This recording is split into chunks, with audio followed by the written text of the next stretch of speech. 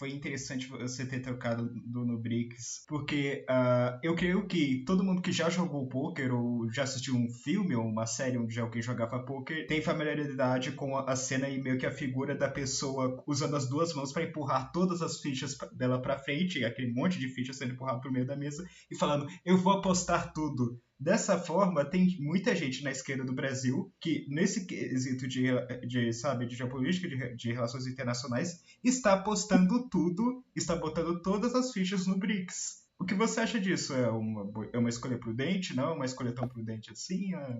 Fique à vontade. Essa é uma questão central, assim, para a condução da política externa brasileira agora. Eu particularmente, eu acho que a grande estratégia, né, a estratégia que o Brasil deveria assumir seria a de buscar a integração regional, né? Não depender, não adianta trocar a dependência dos Estados Unidos e da Europa por uma dependência com a China. Mas falando sobre os BRICS em específico, né? O BRICS é um fórum intergovernamental, ele não é nem sequer uma organização internacional, não é um acordo de defesa militar. Ele é um fórum de cooperação, onde os líderes se reúnem e conversam sobre temas, agendas, nas quais eles podem cooperar. E o BRICS Plus, né, o BRICS+, agora, ele dispõe também de um banco de desenvolvimento, que é a iniciativa institucional de maior peso do fórum, né? Na qual é possibilitada, por meio de basicamente uma cooperativa de crédito, né, entre países, o financiamento de projetos de desenvolvimento em países periféricos.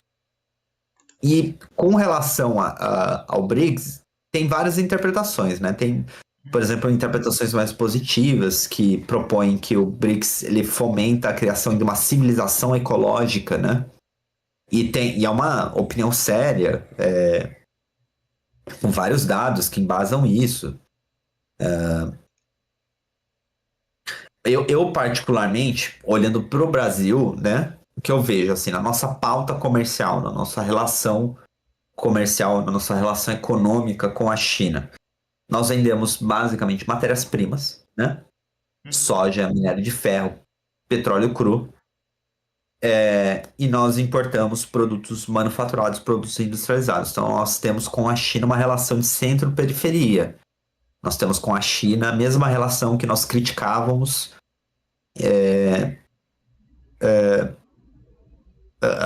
há décadas passadas, os Estados Unidos e a Europa, né? E isso tem que ser superado. A questão é que, por enquanto, eu olhei esse dado, acho que semana passada, no Banco dos BRICS, até hoje, né? Ele foi criado na década de 2010, se eu não me engano, em 2014. Até hoje, só foram investidos 5 bilhões de dólares no Brasil, no Banco dos BRICS. E o Brasil entrou no banco colocando 10 bilhões de dólares. Então a gente nem sequer recuperou o nosso investimento inicial, sabe? Sim. Mas recentemente a China vem aumentando seu fluxo de investimentos no Brasil, né? Investimentos estrangeiros diretos, como por exemplo a fábrica da BYD que foi inaugurada agora recentemente na Bahia. E além disso tem o projeto do trem intercontinental, né? Que vai cruzar de Ilhéus até o porto de Xangai, no Peru, né? Que vai ser com investimento chinês. E acabou de ser anunciado um centro de transferência de tecnologia em que a China se compromete a nos ensinar a fazer esses trens, né? A dominar esse ciclo tecnológico, o que nos colocaria em outro patamar em termos de desenvolvimento, né? Em termos de capacidade de desenvolvimento. Mas tudo isso é prospectivo, né? Sim. Então, eu diria assim que, por enquanto, a relação com os BRICS não é mais benéfica do que a nossa relação com a Europa e com os Estados Unidos. Nós vendemos mais produtos industrializados. Nós temos cadeias globais de valores de produtos industrializados com os Estados Unidos e com a Europa e não com a China. E os investimentos, tanto do Banco dos BRICS quanto tanto dos bancos dos BRICS quanto dos chineses ainda não são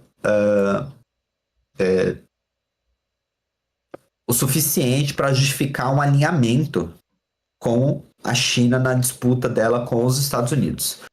Tem uma carta que foi lançada em 2022, no contexto da eleição do presidente Lula, que foi a Carta aos Presidentes Sul-Americanos, que foi assinada por vários ex-presidentes da América do Sul e ministros de Estado, intelectuais, diplomatas, endereçada aos mandatários atuais,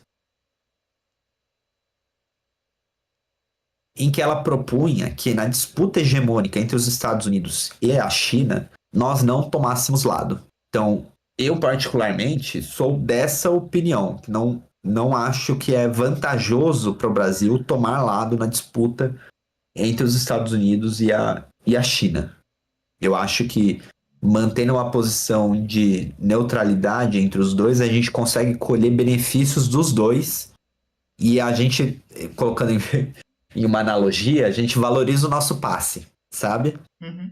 Não à toa, nos últimos anos, a gente viu investimentos, tanto europeus, quanto estadunidenses, quanto chineses, por exemplo, no setor automotivo no Brasil. Isso tem muita conexão com essa posição de neutralidade diante dessa disputa hegemônica, né?